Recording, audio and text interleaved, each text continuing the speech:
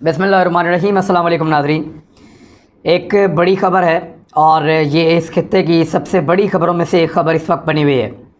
DGISI Pakistan के lieutenant general फैज़ हमीद वो काबुल पहुंच गए हैं। एक्चुअली वो काबुल क्यों गए हैं, उसके पीछे 4 बड़ी वजूहात हैं और वो चारों वजूहात सोर्सेज से मैं आप तक पहुंचाऊंगा। जो एग्जैक्ट रीज़न्स हैं वो आपको मैं बताऊंगा कि एक्चुअली वो क्यों गए हैं, तालिबान की आदत के साथ उनकी क्या बातचीत हो रही है, इस दौरे का मकसद क्या है, और फिर कुछ भारत की जानिब से प्रोपेगेंडा भी हो रहा है और ये सिर्फ भारत की वजह से हो रहा है और भारत ही कर रहा है।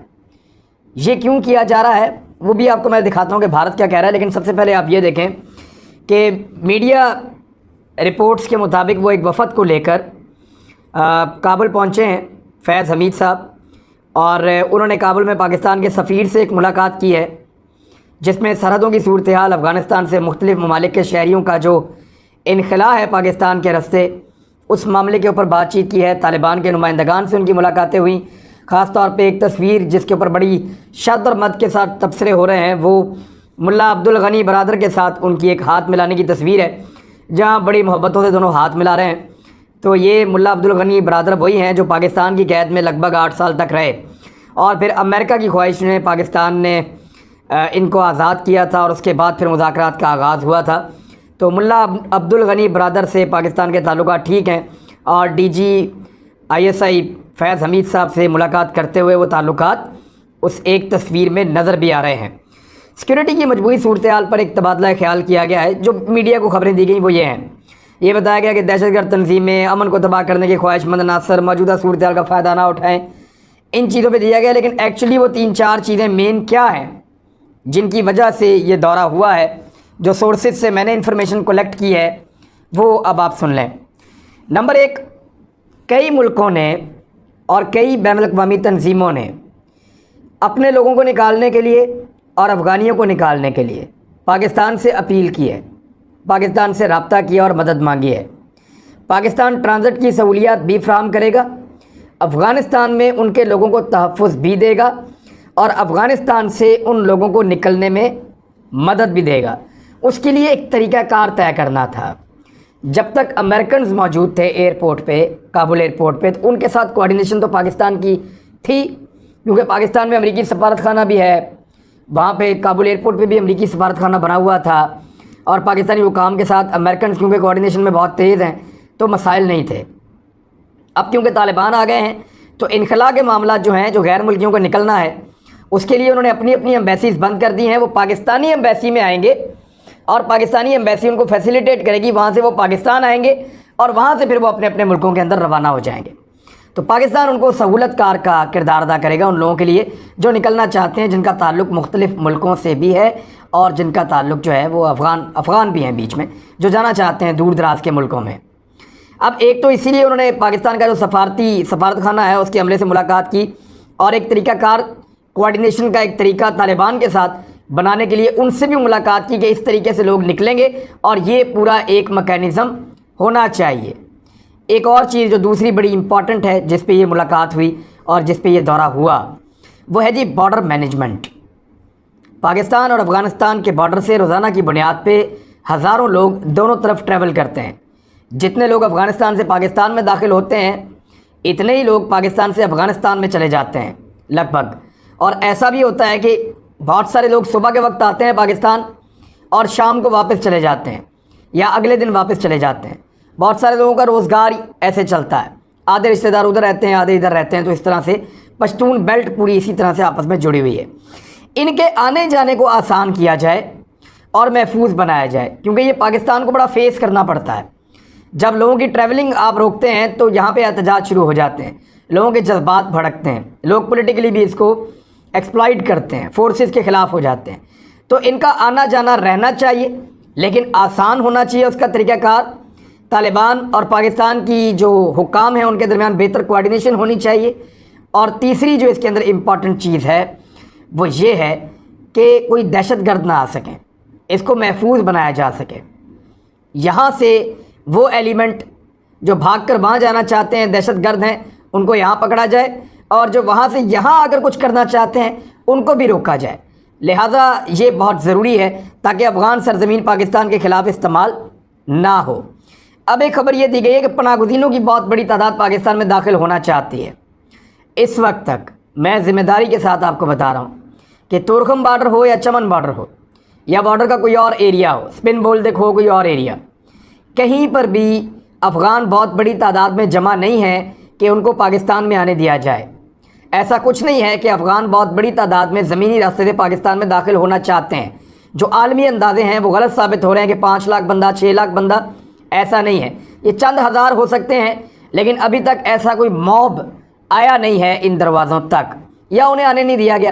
فی الحال ایسا کوئی پریشر نہیں ہے۔ تیسری اس ملاقات کی جو ایک اہم ترین وجہ ہے وہ یہ ہے کہ مجموعی سلامتی کے مسئلے پر بات چیت کی جائے گی۔ یہ جو لوگ جن کا انخلا ہونا ہے ان کے اوپر حملہ کیا جا سکتا ہے، کیونکہ بھارت کا میں نے آپ کو بتایا تھا کہ داعش کے ساتھ ان کے بڑے اچھے تعلقات ہیں، اور داعش ایک ایسی تنظیم ہے جو کئی ایجنسیز کے پے رول پہ بھی ان کے لوگ کام کرتے ہیں۔ بہت ساری ایجنسیز کا ایک گڑھ رہا افغانستان، بہت سارے ڈوئل ایجنٹس وہاں پہ موجود ہیں، بہت سارے ایسے ایلیمنٹ موجود ہیں جو دہشت گردی پھیلا سکتے ہیں۔ لہذا افغانستان کو یا طالبان کی بننے والی حکومت کو ڈی فیم کرنے کے لیے، دیوار سے لگانے کے لیے دہشت گردی کے کچھ بڑے واقعات ہو سکتے ہیں، اس کی رپورٹس پاکستان کے پاس موجود تھیں۔ پاکستان نے کچھ انٹیلیجنس شیئرنگ بھی کی ہے افغانستان کے ساتھ، اور ان کو محتاط رہنے کا کہا ہے، کیونکہ یہ وقت ان کے لیے بڑا کروشل ہے۔ اگر ایسے میں اسپوائلرز اپنا کام کرتے ہیں یا شرپسند حالات کو خراب کرنے کی کوشش کرتے ہیں تو پھر طالبان کے لیے اپنی حکومت بنا کے دنیا سے اس کو منوانا اور دنیا کے ساتھ چلنا تقریباً ناممکن ہو جائے گا۔ تو جو ریئل ورڈ میرے تک پہنچے ہیں سورس سے، وہ یہ ہیں کہ حالات کو خراب کرنے والے شرپسند اس صورتحال کا فائدہ نہ اٹھا سکیں، کوارڈینیشن بہتر کرنی ہوگی، زیادہ ویجیلنٹ رہنا ہوگا۔ تو یہ ہے جی وہ مقاصد جن کے لیے فیض حمید صاحب گئے ہیں افغانستان۔ لیکن اب میں آپ کو بتاؤں گا کہ ایک چیز میں نے آپ کو نہیں بتائی، ابھی 3 چیزیں بتائی ہیں، چوتھی چیز آپ کو میں اس ویلاگ کے اینڈ میں بتاؤں گا، اور وہ بہت بڑا سرپرائز ہوگا۔ ISI کی چیف کے دورہ پر انڈین میڈیا نے رونا دھونا شروع کر دیا، وہ بہت زیادہ پریشان ہے، انہوں نے بہت زیادہ پروپیگنڈا کیا ہے۔ نیوز 18 کے مطابق پاکستان افغان فوج کو کنٹرول کرنا چاہتا ہے۔ ISI چیف حقانی کی سفارش کرنے کے لیے وہاں گئے ہیں۔ یہ انڈیا ٹوڈے نے چھاپا ہے کہ پاکستان انٹیلیجنس چیف فیض حمید ارائیوڈ ان کابل آن طالبانز انویٹیشن، طالبان نے بلوایا تبھی وہ وہاں گئے ہیں۔ ہندوستان ٹائمز نے چھاپا ہے کہ چین کو پاکستان کے ساتھ طالبان کے زیر اقتدار افغانستان میں فائدہ ہے، اور انہوں نے کہا چائنا یہ چاہتا ہے کہ پاکستان جائے اور افغانستان پہ اپنا تسلط رکھے، اسی بات کا چائنا فائدہ اٹھائے گا، کیونکہ ہندوستان ٹائمز زیادہ آج کل چائنا کے خلاف لکھ رہا ہے جب سے ان کے 20 فوجیوں کا قتل کیا چائنیز نے، تو اس لیے بات وہاں جاتی ہے۔ ٹائمز آف انڈیا نے لکھا Pakistan intelligence chief lieutenant general Faiz Hameed arrives in Kabul as Taliban set to announce government, وہ جوڑ رہے ہیں کہ وہ کیونکہ حکومت بنانے جا رہے ہیں تو ISI چیف کا وہاں پہنچنا یہ انفلوئنس ہے کہ وہ حکومت بنانے والے ہیں، یعنی کابل میں جو حکومت بن رہی ہے وہ پاکستان بنا رہا ہے، اس طرح کا تاثر دے رہے ہیں۔ اب میں آپ کو بتاتا ہوں کہ ایکچولی انڈین پروپیگنڈا، ان کا رونا دھونا، ان کے میڈیا کو سنیں تو ایسا لگتا ہے کہ بیچارے بھی رو پڑیں گے۔ جو الیکٹرانک میڈیا ہے، سوشل میڈیا پہ آپ ان کو سنیں تو وہ وہاں بھی بہت پریشان ہیں۔ بھارتی پروپیگنڈے کا جو پہلا حصہ ہے کہ ISI چیف کیوں گئے، یہ ان کا سوال ہے، وہ بار بار اٹھا رہے ہیں کہ ان کی کیا مداخلت ہے، یہ کیوں چلے گئے افغانستان، ان کا کیا لینا دینا ہے۔ تو اس کا جواب دیکھیں، دنیا بھر کے سیکیورٹی چیف افغانستان میں رہے ہیں، دنیا بھر کے جو انٹیلیجنس چیف وہ گزشتہ 20 سالوں میں بار بار افغانستان آتے رہے ہیں، لیکن وہ یہاں بار بار آ کے بھی امن قائم نہیں کر پائے۔ تو پاکستان کا چیف اگر گیا امن قائم کرنے کے لیے تو یہ کوئی غلط بات نہیں ہے، ان کا حق ہے، وہ دورہ کر سکتے ہیں۔ نمبر 2، مجموعی سیکیورٹی صورتحال کا جائزہ بھی تو لینا اب، یعنی یہ بہت ضروری ہے کہ حالات کو قابو رکھا جائے۔ بہت سارے اسپوائلرز وہاں پہ پھر رہے ہیں، جیسا کہ میں نے آپ کو پہلے بتایا۔ تو بھارت کے اس سوال کا جواب ہے کہ پاکستان نہیں چاہتا کہ افغانستان کے اندر دوبارہ خون ریزی ہو، پرامن افغانستان پاکستان کے مفاد میں ہے۔ نمبر 3، بھارت کی چوری پکڑی گئی ہے۔ بھارت جو گن ڈال کر گیا افغانستان میں اور جس طرح کی صورتحال اس نے پیدا کی، جیسے کیمپس اس نے بنائے دہشت گردی کے، جو دستاویزات اس کی اس وقت طالبان کے کنٹرول میں آئی ہیں، اور جو شواہد اور ثبوت ان کے خلاف ملے ہیں، اور جو ان کی ساری انویسٹمنٹ ضائع ہو گئی ہے، اس سے اس گند کے کھلنے کا وقت آ گیا۔ تو یہ فرسٹریشن بھارت کو اس لیے ہو رہی کہ ان کی چوری پکڑی گئی ہے۔ وہ لوگ اور تنظیمیں جو بھارت کی فنڈنگ سے پاکستان میں دہشت گردی کراتے رہے ہیں انہیں نیوٹرلائز یا غیر فعال کرنا اس وقت بہت ضروری ہے. ان کو ختم کرنا، ان کو نیوٹرلائز کرنا، ان کو غیر فعال کرنا تاکہ وہ مستقبل میں دہشت گردی نہ کر سکیں، یہ اس وقت بہت ضروری ہے. اور یہ ہے وہ مشن جس پہ فیاض حمید صاحب گئے ہیں. تو بھارت کو تکلیف تو ہوگی، میں آپ کو ریزن بتا رہا ہوں کہ ان کو تکلیف کیوں ہوتی ہے. پانچواں معاملہ میں آپ کو یاد کرواؤں کہ جب کلبھوشن یادو جیسے لوگ، جب بہت ساری خفیہ انٹیلیجنس ایجنسیوں کے لوگ جب سفارتکاروں کے بھیس کے اندر CIA کے اور را کے ایجنٹس اور موساد کے ایجنٹس وہاں پہ پھر رہے تھے، تب تو کوئی اعتراض نہیں کر رہا تھا، اور اب اعتراض کر رہے ہیں.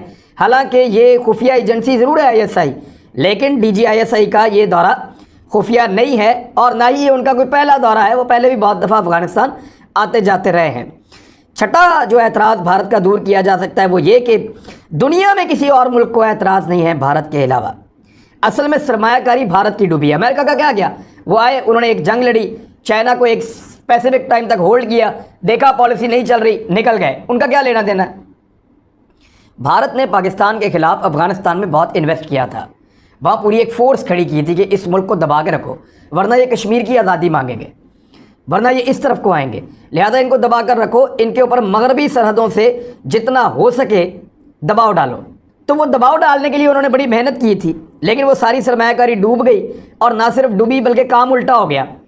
ہوا یہ جو 7ویں نقطے میں آپ کو بتا رہا ہوں کہ وہاں پہ حکومت ان کی آ گئی جو انڈینز کو پسند ہی نہیں کرتے. الٹا کام ہو گیا.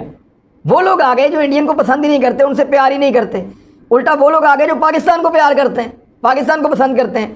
تو سرمایہ کاری ڈوبنا تو ڈوبنا، اس کا الٹا امپیکٹ ہو گیا، اور وہ امپیکٹ بھی بھارت کو چین نہیں لینے دے رہا. پاکستان دن کے اجالے میں گیا جی. یعنی جو نریندر مودی نے کہا تھا کہ مکتی بانی میں نے بنائی اور پاکستان کو توڑنے کی سازش کی اور میں اس کا حصہ تھا، وہ تو ایسے کہتے جیسے ان کو ایوارڈ ملنا چاہیے امن کا، نوبیل اس کے اوپر. ویسے امن کے نوبیل انعام والوں کا بھی پتہ کوئی نہیں ہے. وہ نریندر مودی کو بھی دے سکتے ہیں جس نے سب سے زیادہ اقلیتوں کو مارا ہے، جس نے سب سے زیادہ اس خطے میں قتل و غارت گری کی ہے، کوئی پتہ نہیں، اس کو بھی دے دیں وہ. لیکن پاکستان دن کے اجالے میں گیا ہے، کوئی مکتی بانی والا کام نہیں کیا، وہ کام انڈیا ہی کرتا ہے. اب ایک اور جو پروپیگنڈا ہے انڈینز کا وہ یہ ہے کہ افغانوں کی حکومت بنانے کے لیے پاکستان گیا ہے، اور پاکستان یہ طے کرے گا کون ان کا وزیر داخلہ، وزیر خارجہ، ان کا وزیر اطلاعات، ان کا وزیر خزانہ، یعنی کون کون لوگ ہوں گے، ان کا سربراہ کون ہوگا، کس طرح وہ چلیں گے. تو یہ پاکستان ان کو فارمولہ، اول تو پاکستان نے اگر یہ کر کے دینا ہوتا تو پاکستان اسلام آباد سے ہی کر کے دے سکتا تھا. اس کے لیے کوئی بالمشافہ مل کے بیٹھنا کوئی بہت ضروری نہیں ہے. یہ انڈینز کو بات سمجھ آنی چاہیے. دوسری میں آپ کو بتاؤں کہ طالبان کوئی روٹی کو چوچی نہیں کہتے. انہوں نے دنیا بھر کے اتحاد کو شکست دی ہے. انہوں نے سپر پاور کو دن میں تارے دکھائے ہیں. وہ یہ چاہیں گے کہ کوئی اور ملک اٹھ کر آئے اور اٹھ کر آ کے ان کی حکومت بنائے. ایسا نہیں ہوگا. وہ پاکستان سے مشورہ کیوں کریں گے؟ وہ خود سمجھدار ہیں، ان کا اپنا ملک ہے، کیسے چلانا ہے وہ زیادہ بہتر جانتے ہیں، وہ اپنی پالیسیز خود بنا رہے ہیں. نمبر 2، اس سے پہلے جو تجربہ کیا گیا ہے افغانستان میں ایک حکومت بنانے کا، کٹ پتلی حکومت بنانے کا، یعنی امریکہ نے کوئی 50 ملکوں کے ساتھ مل کر ایک حکومت بنائی، انڈیا بھی اس میں شامل، ساری دنیا اس حکومت کے ساتھ ڈیل کر رہی تھی، پاکستان بھی کر رہا تھا، پوری دنیا اس کو تسلیم کرتی تھی، اقوام متحدہ میں جا کر وہ خطابات کرتے تھے. وہ تجربہ تو کامیاب ہوا نہیں. تو پاکستان اکیلا کوئی ایسا تجربہ کر دے گا جو کامیاب ہو جائے گا؟ ممکن نہیں ہے. پاکستان کا موقف ہے کہ لیٹ دا افغانز ڈیسائڈ، افغانوں کو فیصلہ کرنے دیں کہ وہ کس طرح رہنا چاہتے ہیں. افغان اس بات کو یقینی بنائیں کہ ان کے لیے بہتر کیا ہے اور برا کیا ہے، تو افغان ہی ڈیسائیڈ کریں گے. تو پاکستان کا موقف یہی ہے، ہم کوئی نیا تجربہ وہاں پہ نہیں کرنا چاہتے. تیسرا معاملہ، دراصل حکومت جو ہے وہ ان کی مرضی کی نہیں بن رہی انڈیا کی، یہ ان کو نظر آ گیا ہے. جتنے بھی نام سامنے آئے، چاہے ملا عبدالغنی برادر ہوں، چاہے سہیل شاہین ہوں، چاہے ذبیح اللہ مجاہد ہوں، چاہے ملا یعقوب ہوں، چاہے دیگر لوگ ہوں، یا ملا ابراہیم صدر ہوں، کوئی بھی، یہ لوگ پسند ہی نہیں ہیں ان کو، انڈینز کو. اور انڈینز کے یہ لوگ سخت خلاف ہیں. چاہے گلبدین حکمت یار ہوں، وہ تو خود انڈین کے خلاف سٹیٹمنٹ دیتے ہیں. تو ایسی عبداللہ ہوں، کوئی بھی. تو انڈینز کا پرابلم یہ ہے کہ جو لوگ آنے والے ہیں وہ انڈینز کے ساتھ دوستی نہیں کریں گے یا انڈین پہ اعتبار نہیں کریں گے، اس لیے ان کو حکومت پسند نہیں ہے تو پاکستان کے کھاتے میں ڈال رہے ہیں. تو یہ اتنا ہی ہے. اب میں آخر میں آپ کو بتا دیتا ہوں کہ ایک ایسا سرپرائز بھی DGISI دینے گئے ہیں جو مستقبل قریب میں بھارت کو ملے گا.